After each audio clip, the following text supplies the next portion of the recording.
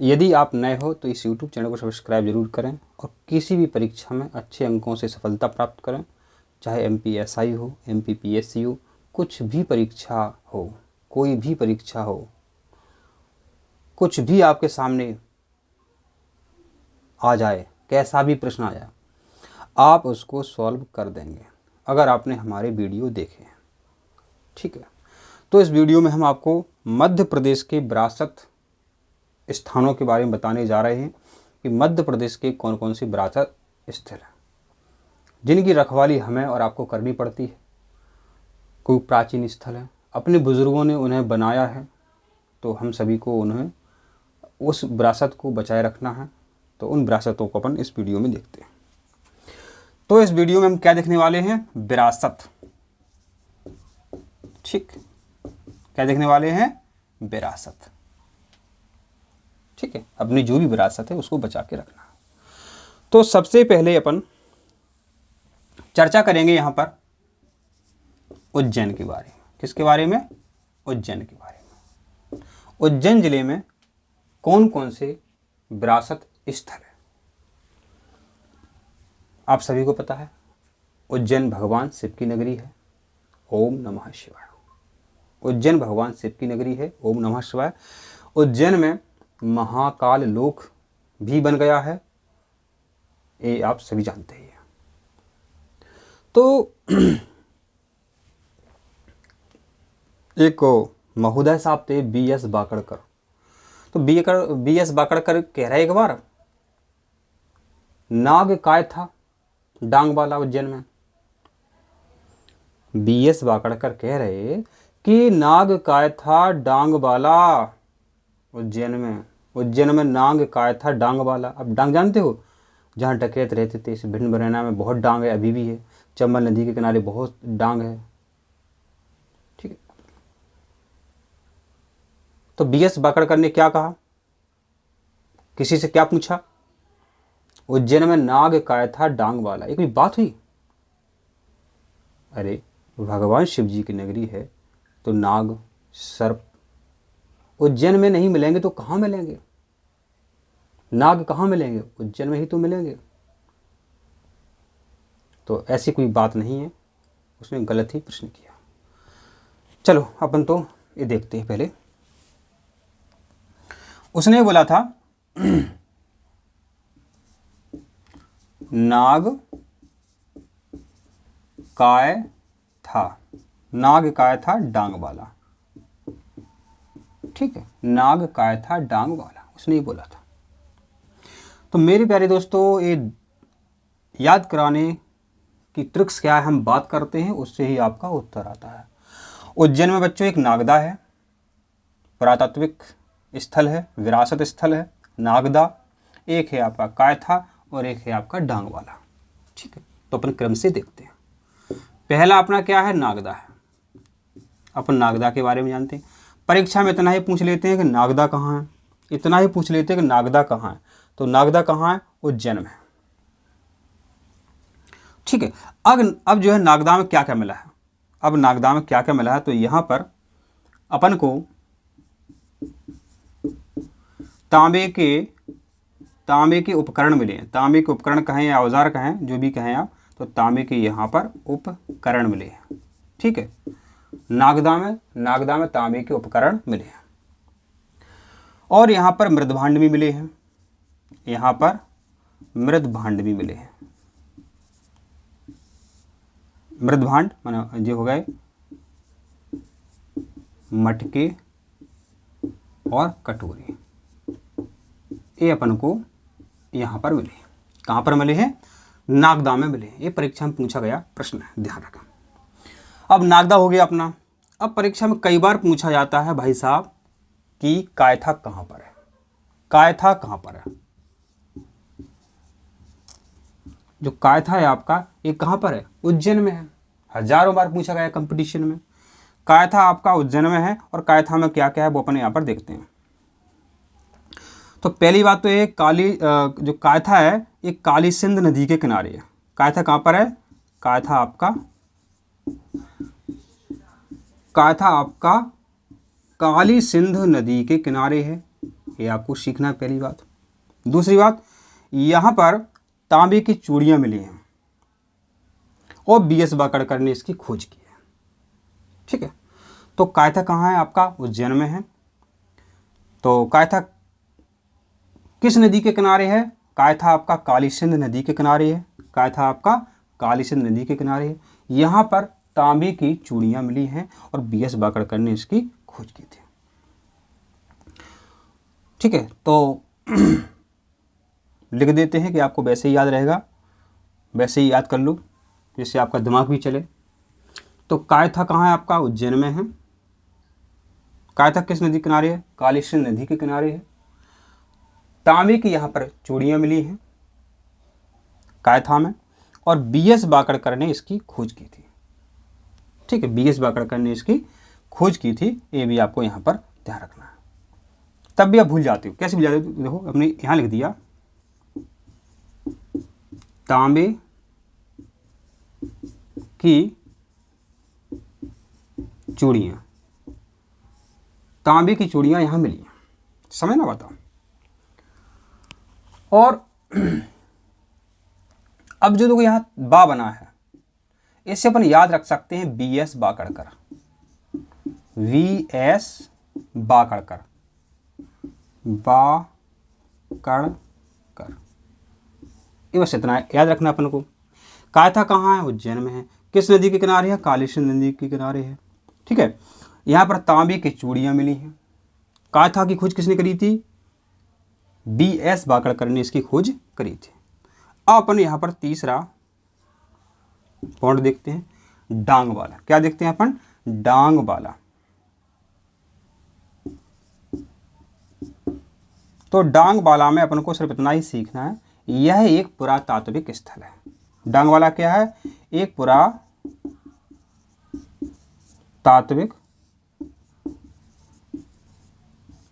पुरातात्विक स्थल है डांग वाला। तो देखो मेरे प्यारे दोस्तों, मेरे प्यारे बच्चों, ये आपको उज्जैन के बारे में आपसे विरासत के बारे में प्रश्न पूछे जाएंगे। इसको हम साफ कर देते हैं, पर अपन दूसरे जिले पर चलते हैं।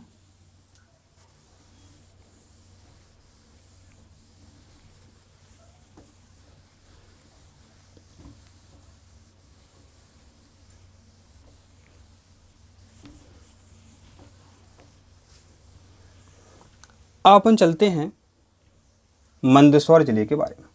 मंदसौर के बारे में अपन जानते हैं।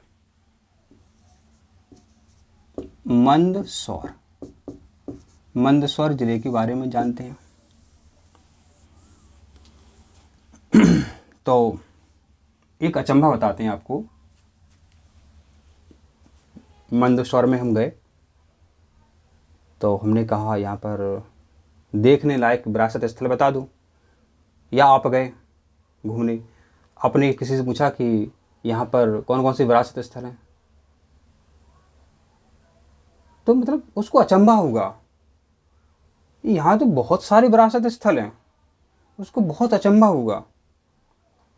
उसने कहा तुम आवरा का अचंभा ही देखे आओ, आवरा का अचंभा ही देखे आओ। तो उसने ये कहा हमसे मंदसौर में, या आपसे कोई किसी ने ये कहा कि आवरा का अचंभा,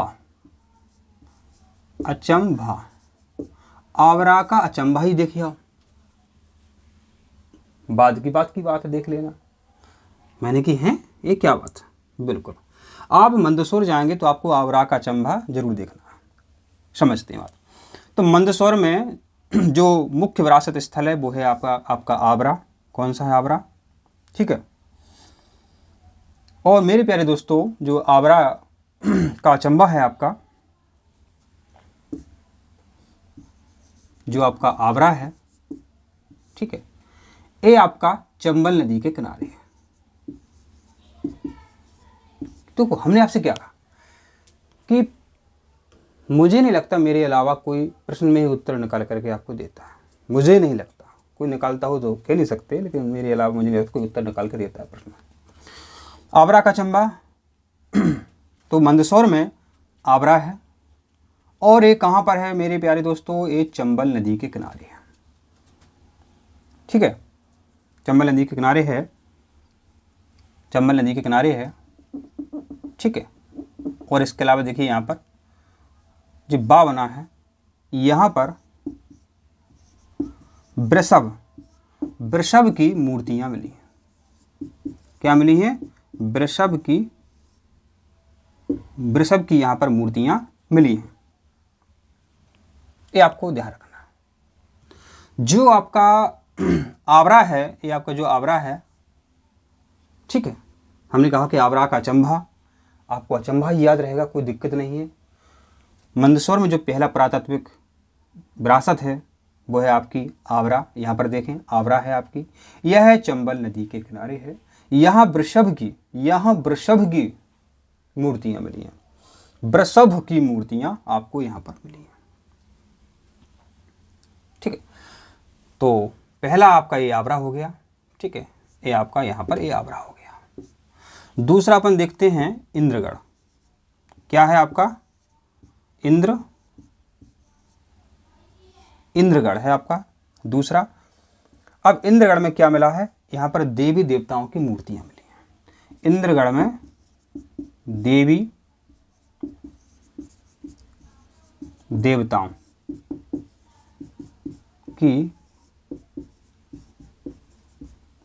देवताओं की यहाँ पर मूर्तियाँ मिली हैं। कहाँ पर? इंद्रगढ़ में, ठीक। तो ये आपको यहाँ पर मंदसौर जिले के बारे में याद रखना। आवरा का अचंभा, आवरा का अचंभा, अचंभा, आ से आवरा, चा से चंबल नदी किनारे है, और बा से वृषभ की मूर्तियां यहाँ पर मिली हैं। कहाँ पर? आवरा में। एक है आपका इंद्रगढ़, वहाँ पर देवी देवताओं की मूर्तियां आपको मिली हैं। अब हम बात कर देते हैं खरगोन के बारे में। किसके बारे में? खरगोन जिला के बारे में अपन बात कर लेते हैं। तो खरगोन में क्या क्या है? तो हम बात कर रहे हैं खरगोन जिले के बारे में। इसमें कौन कौन से विरासत स्थल हैं, कैसे याद रखें? देखो, आपने हमारा YouTube चैनल सब्सक्राइब कर लिया तो आपकी नाक कभी कट नहीं सकती है, ये सत्य बात। आपके दोस्तों कभी नाक कट नहीं सकती है, आपकी नाक हमेशा ऊंची रहेगी, क्योंकि आप किसी परीक्षा में फेल ही नहीं होगे। चाहे MPSI हो, कोई भी व्यापम हो, फेल ही नहीं हो सकते हो। आपकी नाक नहीं कट सकती भाई साहब, ध्यान रखें। तो बच्चों, हम दोस्तों बात कर रहे हैं खरगोन के बारे में। खरगोन में क्या क्या है? तो खरगोन में मेरे प्यारे दोस्तों एक है आपका नाबदा टोली। खरगोन में एक है आपका नाबदा टोली, और नाबदा टोली जो है,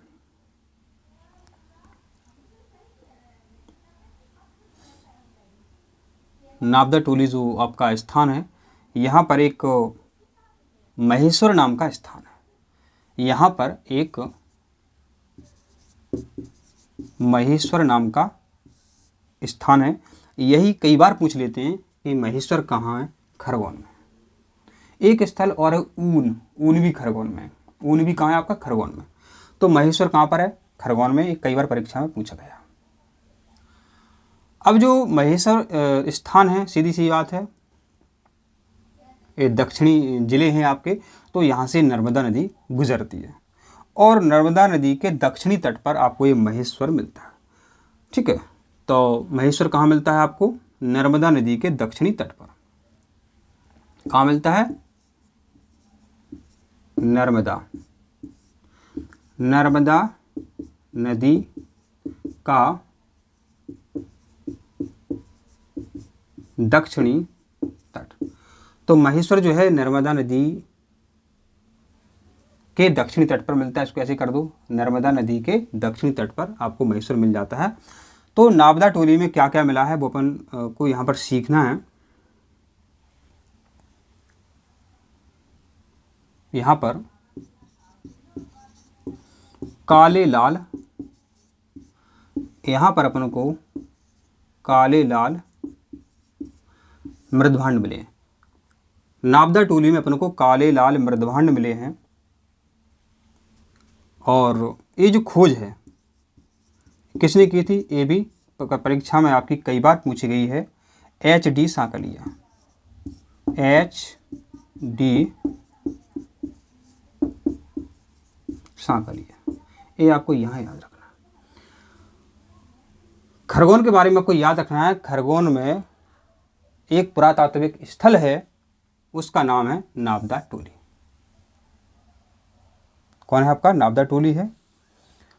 नाबदा टोली वर्तमान में कहाँ पर है ये पूछा जाए तो ये महेश्वर, जो अभी जगह है उस जगह का नाम महेश्वर, वहाँ पर है। और महेश्वर जो है नर्मदा नदी के दक्षिणी तट पर है, मतलब ये इधर की ओर दक्षिणी तट पर है। नदी ऐसे बहती है तो ये दक्षिणी तट हो गया। तो नाबदा टोली में क्या काले लाल मृदभांड मिले हैं। और नाबदा टोली की खोज, नाबदा टोली में जो खोजें की गई वो की गई थी HD सांकलिया के द्वारा। किसके द्वारा? HD सांकलिया के द्वारा खोजें की गई थी। तो नाव से अपन ने सीख लिया कि नाबदा टोली जो है कहाँ पर है बच्चों, दोस्तों खरगोन में। अब का के बारे में क्या सीखना है? एक तो आपका ए हो गया, दूसरा अपना, एक तो अपना ये ना हो गया, ये दूसरा अपन का से देखते हैं। तो यहाँ कसरावद भी है। क्या है? यहाँ कसरावद है। और कसरावद में क्या है मेरे दोस्तों, मेरे प्यारे बच्चों? कसरावद में बौद्ध सभ्यता के यहाँ पर प्रमाण मिले हैं। बौद्ध सभ्यता, ये बौद्धकालीन है। यहाँ बौद्ध सभ्यता के प्रमाण मिले हैं, बौद्धकालीन यहाँ प्रमाण मिले। बौद्ध सभ्यता लिख सकते हैं, बौद्धकालीन लिखना है तो बौद्धकालीन, ठीक है।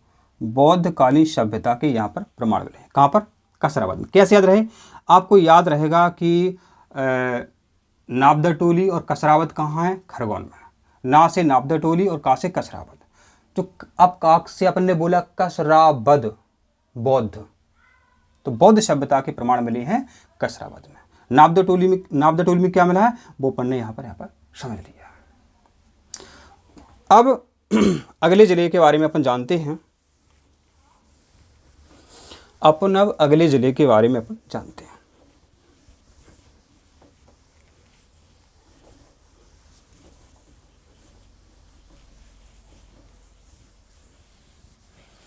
अगला जिला जो है आपका सीहोर है। सीहोर है कि सीहार है? क्या है? सीहोर ही है।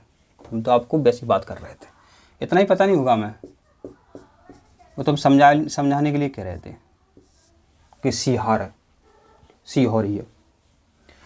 तो मेरा एक दोस्त है, उसका नाम है अरुण। अरुण की क्या मौसी यहाँ रहती है, वास्तव में रहती हैं, ऐसे मजाक थोड़ी कर रहे हैं। अरुण की मौसी सीहोर में रहती हैं। तो अरुण ने क्या किया, हार में गए। अरुण ने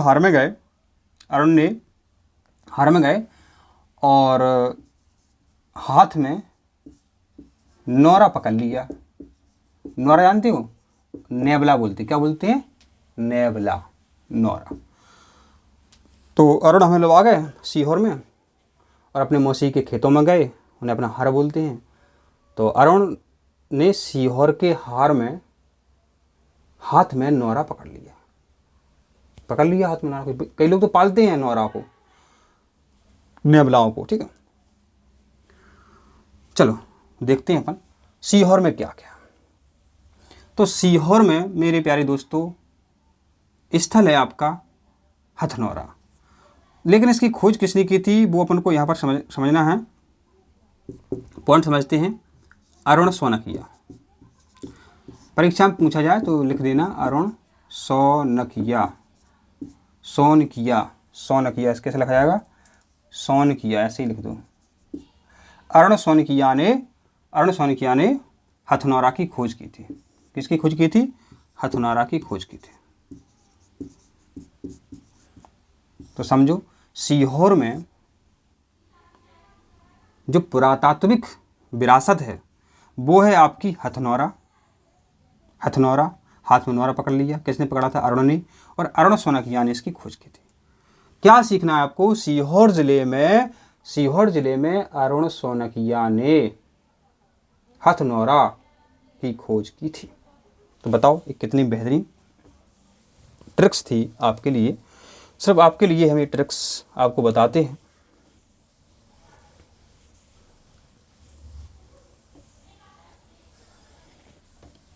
अब देखना, अब आपका जो जिला है नर्मदापुरम, ठीक है, नर्मदापुरम में बहुत इंपॉर्टेंट है, इससे हर साल परीक्षा में प्रश्न आता है। अब देखना, इसको हमने ऐसे लिखा, नर्म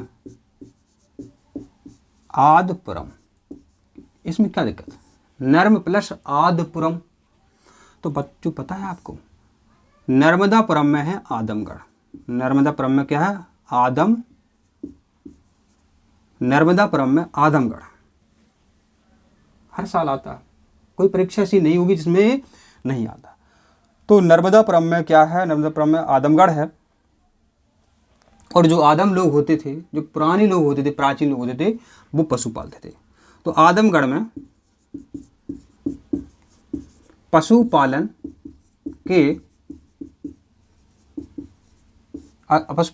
के आदमगढ़ में साक्ष्य मिले। अब यहाँ पर ये कोई मनोरंजन की बात नहीं हो रही है, पशु पाले थे, प्राचीन आदम मनुष्य थे, ये कोई मनोरंजन की बात नहीं हो रही, अच्छे से आप पढ़ाई करो, ठीक है। तो नर्मदापुरम में है आदमगढ़, और आदमगढ़ में पशुपालन के साक्ष्य मिले हैं। आदमगढ़ की खोज जो है मनोरंजन घोष ने की थी, आदमगढ़ की खोज मनोरंजन घोष ने की थी, और जोशी और खरे का भी इसमें मतलब योगदान है, उन्होंने भी यहाँ पर सहयोग किया था। तो ये अपन ने सीख लिया कि नर्मदापुरम में क्या है, आदमगढ़। तो प्रश्न में ही उत्तर है, बताओ ऐसा कौन सा प्रश्न है जो हमने इसका उत्तर आपको अलग से बताया, बस प्रश्न में ही पूरे सारे उत्तर आते हैं। आदमगढ़ में एक स्थल और है, खेड़ी नामा,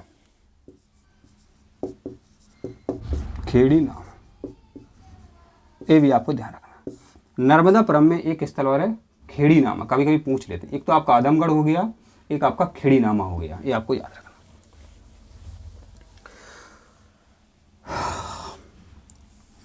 चलो अब बात कर लेते हैं, देखो अपन रीवा जिले के बारे में, रीवा जिले के बारे में। अभी देखो दीपावली का त्यौहार आने वाला है, दशहरा भी आने वाला है, तो आपको तैयारी करनी पड़ेगी, त्योहारों को आपकी तैयारी करनी पड़ेगी। तो आपने त्योहारों की तैयारी अभी से करना शुरू कर दिया, करना भी चाहिए। जब त्योहारों की तैयारी करते हैं, क्या करते हैं, जब त्योहारों की तैयारी करते हैं तो आपके बच्चे वाह कहते हैं, वाह वाह वाह, पापा कितनी अच्छी लाइट लिया है, पापा कितने अच्छी आप झालर लिया है, वाह वाह वाह, ऐसे बोलते हैं, ठीक है। तो देखो, तो आपका जो दोस्तों रीवा है, इसमें जो मुख्य विरासत स्थल है वो आपका, और वीडियो सब्सक्राइब करने में देर नहीं करनी है आपको।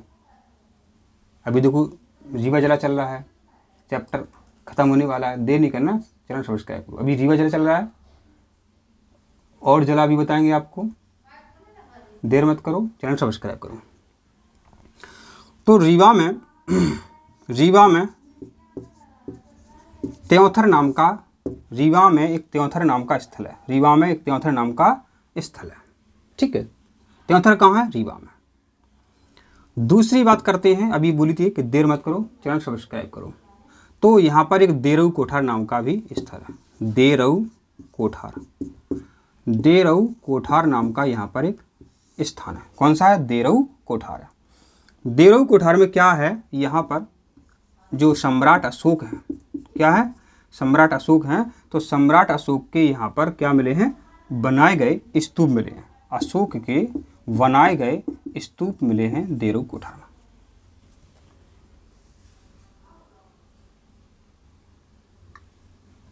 तैयारी बाबा, रीवा, देखो क्या लिखा है, रीवा नहीं लिखा है, रीवा लिखा है, तैयारी बाबा। त्योंथर कहाँ है, रीवा में। त्योंथर कहाँ है, रीवा में है। और त्यौहार आ गए तो देर नहीं करने, तैयारी करो, ठीक।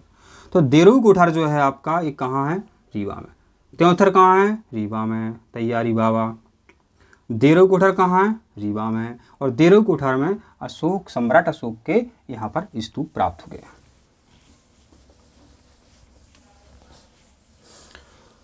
अब देखो हम बात कर लेते हैं सागर जिले के बारे में। तो आपने एक चीज़ कई बार सुनी होगी कि जो सती प्रथा चलती थी, क्या चलती थी, जो सती प्रथा चलती थी, इसका जो साक्ष्य है, सती प्रथा का जो साक्ष्य मेरे प्यारे दोस्तों, ये कहाँ मिला है, एरण में मिला है। और ये कहाँ है आपका, सागर में। ये आपने कई बार याद किया होगा क्योंकि परीक्षा में कई बार आया।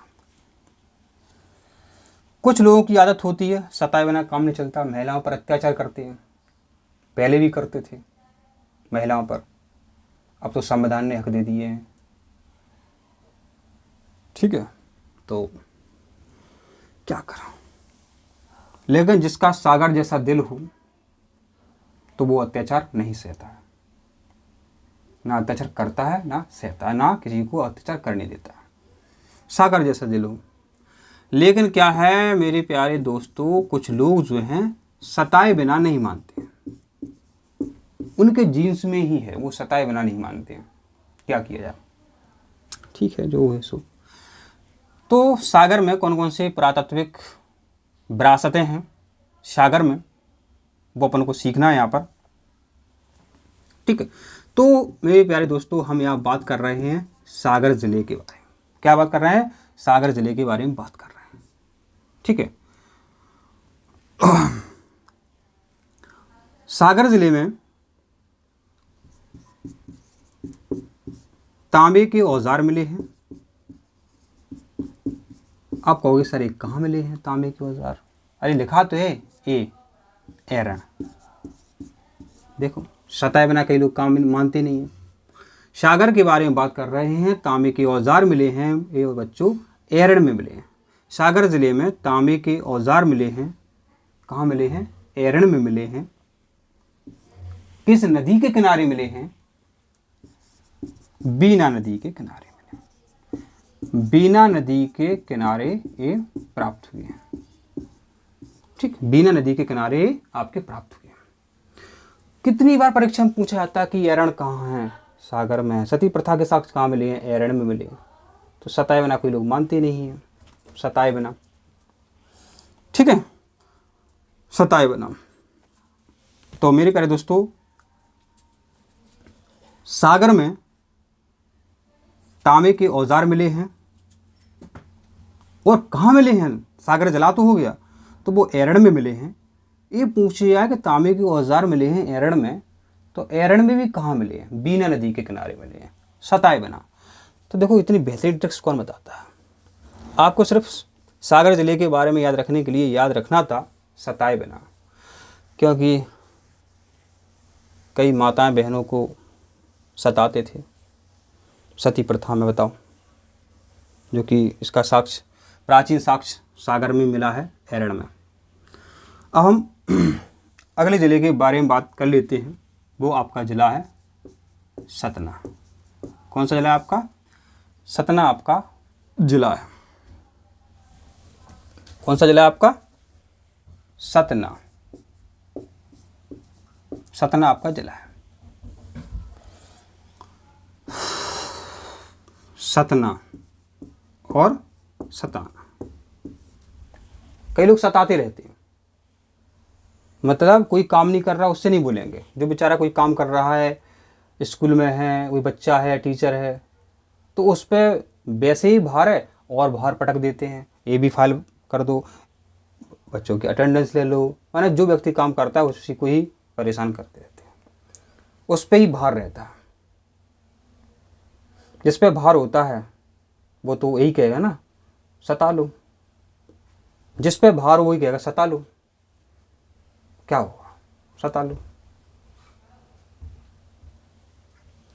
तो किसी को सताना नहीं चाहिए और बिना मतलब का उस पर बोझ नहीं पड़ना चाहिए किसी व्यक्ति पे, ठीक है, बिना मतलब का बोझ, बिना मतलब का भार उस पर नहीं पटकना चाहिए अपन को।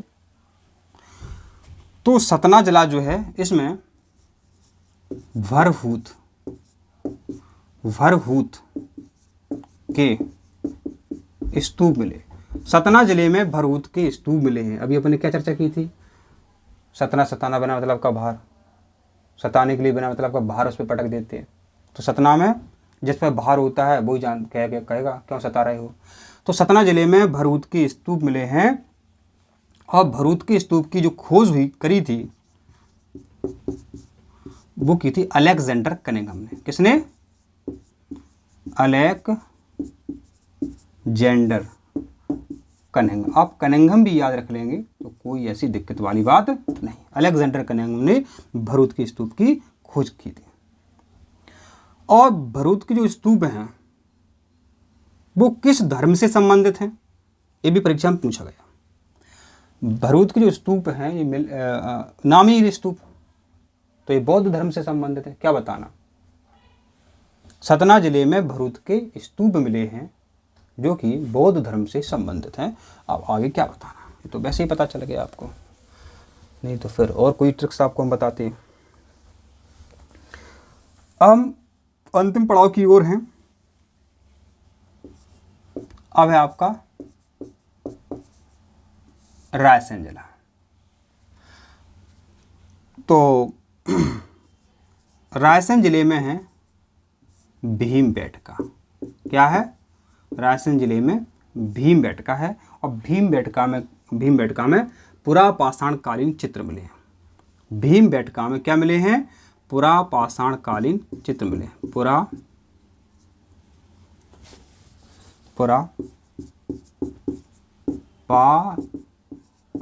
पुरापाषाण कालीन चित्र मिले हैं। पुरापाषाण कालीन चित्र मिले हैं भीमबेटका में।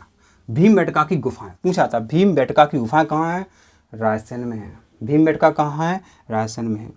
और भीमबेटका की खोज किसने की थी पूछते हैं तो श्रीधर विष्णु बाकड़कर। श्रीधर विष्णु बाकड़कर ने भीमबेटका की खोज की थी। भीमबेटका कहाँ है? रायसेन जिले में है। हर साल ये परीक्षा में पूछा जाता है।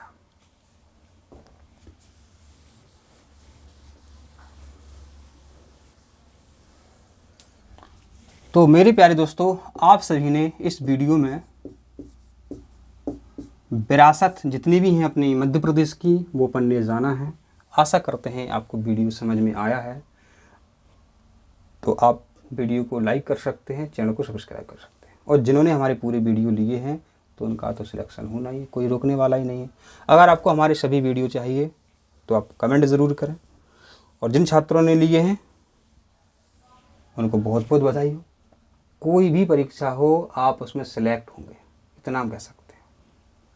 आप पेपर उठाओ, क्वेश्चन लगाओ, एक भी क्वेश्चन जो है आपका इन वीडियो से आउट नहीं हो सकता। क्योंकि देखो किताबों में सब लिखा हुआ लेकिन भूल जाते हैं, लेकिन हमारे वीडियो देखने से आप आंसर भूलते नहीं हो। आपको आंसर हमेशा हमेशा याद रहते हैं। ये देखो, जैसे हमने आपसे कहा कि एरण कहाँ है, आपने तुरंत बता दिया सागर में एरण है। और सताए बिना सागर, सताए बिना सा से सागर, ता से तांबे के औजार मिले हैं, एरण में मिले हैं। बिना बीना नदी के किनारे है। फिर हमने कहा कि नर्मदापुरम में क्या है? नर्मदापुरम, नर्मदापुरम में आदमगढ़ की गुफाएं हैं, तुरंत बता दिया आपने। फिर हमने पूछा कि सीहोर में क्या है? सीहोर में हथनौरा है, और अरुण सोनाकिया ने इसकी खोज की थी, आपने तुरंत बता दिया। फिर हमने पूछा खरगोन में क्या है? खरगोन में क्या है तो बताया था कि आप हमारी वीडियो देखोगे तो आपकी नाक कभी कट नहीं सकती है। नाबदा टोली है और कसरावद है खरगोन में। फिर हमने आपको समझा था उज्जैन के बारे में। नाग काय था उज्जैन में, नाग काय था डांगवाला उज्जैन में, नागदा काय था और डांगवाला ये आपके उज्जैन में है। मंदसौर, आवरा का चंबा, तो मंदसौर में क्या है? आवरा है, चंबल नदी के किनारे है, और वृषभ की मूर्तियाँ मिली हैं यहाँ पर हैं। तो ये सीखा अपन ने।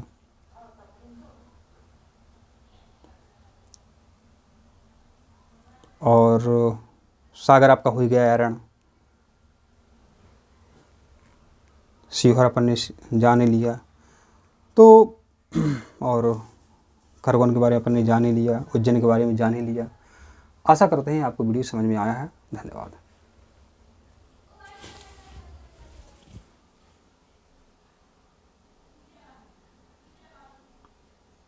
और एक बार आपको सभी वीडियो चाहिए, कोई नया सब्सक्राइबर है तो आप कमेंट ज़रूर करें और पूछ सकते हैं कि सर आप हमारी वीडियो कैसे प्राप्त करें, ये पूछ सकते हैं आप।